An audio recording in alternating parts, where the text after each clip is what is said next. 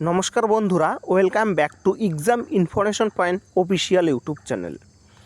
তো বন্ধুরা, তোমরা সবাই জানো 31শে মার্চ কিন্তু ওয়েস্ট বেঙ্গল পুলিশ কনস্টেবল এবং লেডি কনস্টেবল যে কেস তার কিন্তু ডেট আছে, অর্থাৎ কালকে। তো বন্ধুরা, একটা কথা বলে রাখি, এখন অনেকেরই মনে প্রশ্ন যে 31শে মার্চ 2026 সালে তো মহাবীর জয়ন্তী, অর্থাৎ সেক্ষেত্রে কি কোর্ট বন্ধ হতে পারে? তো বন্ধুরা, এই ভিডিওর মাধ্যমে আমি তোমাদের সম্পূর্ণ কিন্তু প্রমাণস্বরূপ দেখাবো যে কালকে কি কোর্ট বন্ধ থাকবে এবং তোমাদের কেসটি কি কালকে শুনানি হবে নাকি শুনানি হবে না, নেক্সট ডেট দিয়ে দেবে। তো বন্ধুরা, তোমরা এর জন্য ভিডিওটি প্রথম থেকে শেষ পর্যন্ত দেখো, তোমাদের সব প্রশ্নের উত্তর পেয়ে যাবে।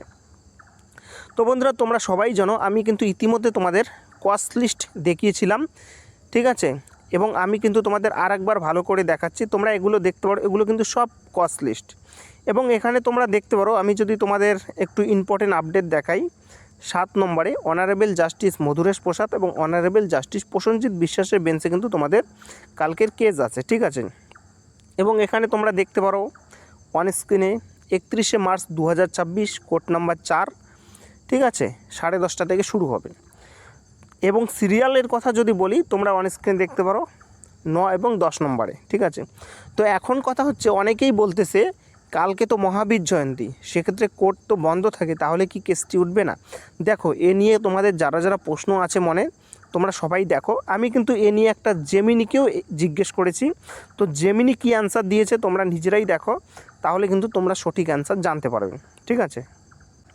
তো বন্ধুরা, তোমরা অন স্ক্রিনে দেখতে পারো, আমি কিন্তু জেমিনিকে একটা জিজ্ঞেস করেছি যে কালকে 31শে মার্চ 2026 সালে কালকে মহাবীর জয়ন্তী আছে, কালকে কি কলকাতা হাইকোর্টের বন্ধ থাকবে? এবং কলকাতা হাইকোর্টের ইতিমধ্যে কস্ট লিস্ট বের হয়েছে, সেক্ষেত্রে কি হবে, ঠিক আছে।